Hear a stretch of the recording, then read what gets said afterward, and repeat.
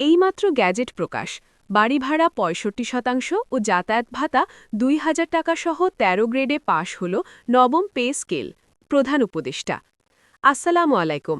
আজকের এই গুরুত্বপূর্ণ নিউজটি প্রকাশিত হয়েছে প্রতিদিনের বার্তা পত্রিকায়, তাই ভিডিওটি স্কিপ না করে সম্পূর্ণ ভিডিও দেখতে থাকেন। আর আপনারা যারা আমার এই চ্যানেলটি সাবস্ক্রাইব করেননি, তারা দয়া করে সবাই চ্যানেলটি সাবস্ক্রাইব করে ভিডিওতে লাইক করে দেন। এইমাত্র প্রকাশিত গ্যাজেট অনুযায়ী নবম জাতীয় পে স্কেল আনুষ্ঠানিকভাবে কার্যকর হয়েছে।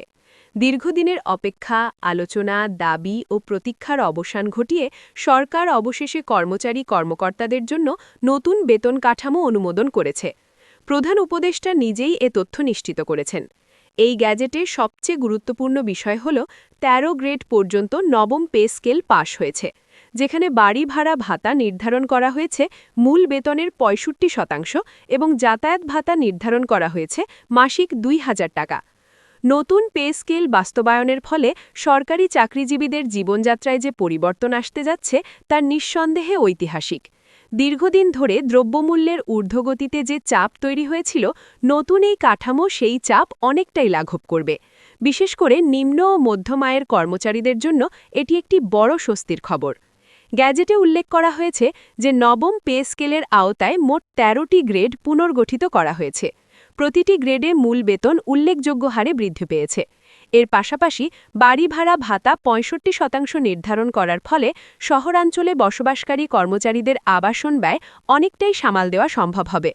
আগে যেখানে বাড়ি ভাড়া ভাতা কম থাকায় কর্মচারীরা চরম আর্থিক সংকটে পড়তেন, সেখানে নতুন এই সিদ্ধান্ত বাস্তব জীবনের সাথে অনেক বেশি সামঞ্জস্যপূর্ণ। যাতায়াত ভাতা হিসেবে মাসিক ২,০০০ টাকা নির্ধারণ করা হয়েছে, যা আগে ছিল অনেক কম বা কিছু ক্ষেত্রে একেবারেই অপ্রতুল। প্রতিদিন অফিসে যাতায়াত, গণপরিবহনের ভাড়া বৃদ্ধি, জ্বালানি তেলের দাম সব মিলিয়ে যাতায়াত ব্যয় যে হারে বেড়েছে, সেই বাস্তবতাকে বিবেচনায় নিয়েই এই সিদ্ধান্ত নেওয়া হয়েছে বলে গ্যাজেটে উল্লেখ আছে। নবম পে স্কেলের এই কাঠামোতে সবচেয়ে বেশি উপকৃত হবেন তৃতীয় ও চতুর্থ শ্রেণীর কর্মচারীরা, কারণ তাদের মূল বেতন বৃদ্ধি ছাড়াও ভাতা বৃদ্ধির প্রভাব সরাসরি জীবনযাত্রার মান উন্নয়নে ভূমিকা রাখবে। একজন অফিস সহায়ক, ডেটা এন্ট্রি অপারেটর, হিসাব সহায়ক কিংবা মাঠ পর্যায়ের কর্মচারী সবাই এই পরিবর্তনের সুফল পাবেন। প্রধান উপদেষ্টা গ্যাজেট প্রকাশের পর এক বিবৃতিতে বলেন, সরকার চায় সরকারি কর্মচারীরা যেন মর্যাদা ও সম্মানের সাথে জীবনযাপন করতে পারেন। রাষ্ট্রের সেবা করতে গিয়ে যেন তাদের পরিবারকে নিয়ে দুশ্চিন্তায় থাকতে না হয়। নবম পে স্কেল সেই লক্ষ্যকে সামনে রেখেই প্রণয়ন করা হয়েছে। গ্যাজেটে আরও বলা হয়েছে, এই পে স্কেল বাস্তবায়নের ফলে সরকারি চাকরির প্রতি তরুণ প্রজন্মের আগ্রহ বাড়বে। মেধাবীরা আবারও সরকারি চাকরিকে কেরিয়ার হিসেবে বেছে নিতে উৎসাহিত হবেন। এতে প্রশাসনিক দক্ষতা বাড়বে, সেবার মান উন্নত হবে এবং রাষ্ট্রীয় ব্যবস্থাপনায় গতি আসবে। ১৩ গ্রেডের প্রতিটিতে নতুন বেতন কাঠামো নির্ধারণের সময় জীবনযাত্রার ব্যয়, মূল্যস্ফীতি, বাজার পরিস্থিতি ও পূর্ববর্তী পে স্কেলের অভিজ্ঞতা বিশ্লেষণ করা হয়েছে। ফলে এই পে স্কেল শুধু সংখ্যার খাতায় সীমাবদ্ধ নয়, বরং বাস্তব জীবনের সাথে সামঞ্জস্যপূর্ণ। বাড়ি ভাড়া ভাতা ৬৫% নির্ধারণের ফলে বিশেষ করে ঢাকা ও অন্যান্য বড় শহরে কর্মরত সরকারি চাকরিজীবীরা সবচেয়ে বেশি উপকৃত হবেন। অনেক চাকরিজীবী এতদিন বাধ্য হয়ে শহরের বাইরে বা নিম্নমানের বাসস্থানে থাকতে বাধ্য হতেন। নতুন ভাতা কাঠামো তাদের বাসস্থান সংক্রান্ত সমস্যার বড় একটি সমাধান এনে দেবে। যাতায়াত ভাতা ২,০০০ টাকা নির্ধারণ করায় প্রতিদিন অফিস যাতায়াতে ব্যক্তিগত যানবাহন ব্যবহার বা গণপরিবহন ব্যবহারের খরচ আংশিক হলেও মেটানো সম্ভব হবে। বিশেষ করে যারা দূরবর্তী এলাকা থেকে অফিস করেন, তাদের জন্য এটি বড় স্বস্তির বিষয়। নবম পে স্কেলের আরেকটি গুরুত্বপূর্ণ দিক হল, এটি ধাপে ধাপে বাস্তবায়নের পরিবর্তে সরাসরি কার্যকর করার সিদ্ধান্ত নেওয়া হয়েছে। ফলে কর্মচারীদের আর দীর্ঘ সময় অপেক্ষা করতে হবে না। গ্যাজেট প্রকাশের তারিখ থেকেই নতুন বেতন ও ভাতা প্রযোজ্য হবে বলে স্পষ্ট করা হয়েছে।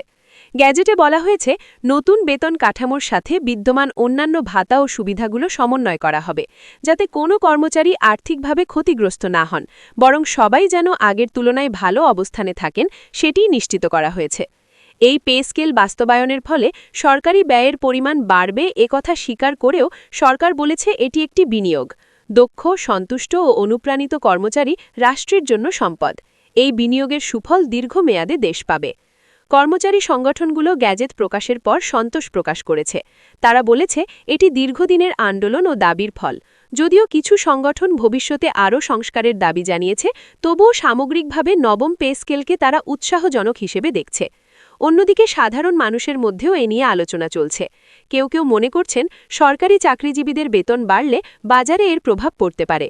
তবে অর্থনীতিবিদরা বলছেন সঠিক ব্যবস্থাপনা ও উৎপাদন বৃদ্ধি নিশ্চিত করা গেলে এর নেতিবাচক প্রভাব সীমিত রাখা সম্ভব। নবম পে স্কেল কার্যকর হওয়ার মাধ্যমে সরকারি চাকরিজীবীদের আর্থিক নিরাপত্তা অনেকটাই নিশ্চিত হবে।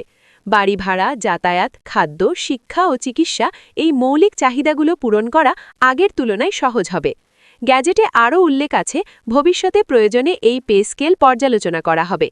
অর্থাৎ এটি স্থায়ী কোনো কাঠামো নয়, বরং অর্থনৈতিক বাস্তবতার সাথে সামঞ্জস্য রেখে প্রয়োজনে পরিবর্তনের সুযোগ রাখা হয়েছে।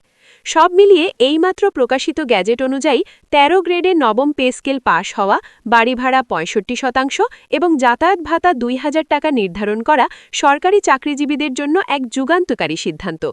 এটি শুধু বেতন বৃদ্ধি নয়, বরং সম্মান, স্বীকৃতি ও নিরাপত্তার প্রতীক। দীর্ঘ প্রতীক্ষার অবসান ঘটিয়ে নতুন এক অধ্যায়ের সূচনা হল।